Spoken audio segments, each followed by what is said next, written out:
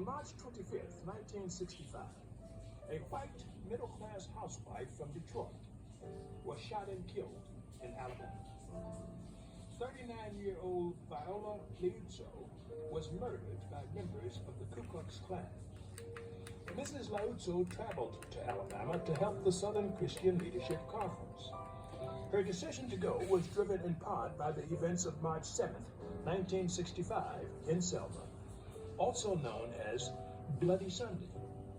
On that day, approximately 600 civil rights supporters attempted to march from Selma to Montgomery. The group, led by the Reverend Dr. Martin Luther King, barely got started when they were attacked by police officers using clubs and tear gas.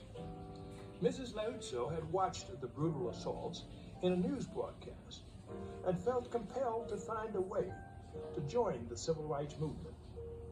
Later that month, and after some failed attempts, Dr. King and 3,000 supporters successfully completed the march. After it was over, Mrs. Luizzo helped shuttle marchers back to the starting point in Selma. While driving in a car, she was accompanied by a 19-year-old black civil rights activist, Leroy Moulton. Another vehicle pulled alongside their car and ambushed them.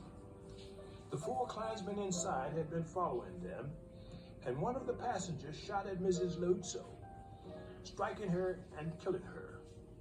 The car crashed into a ditch. Mr. Moulton survived by pretending to be dead. The next day, 4 KKK members were arrested for the killing. One of them turned out to be an FBI informant and was protected from prosecution. The other 3 were acquitted by an all-white jury on state charges related to the crime. However, they were later arrested and convicted of federal civil rights violations.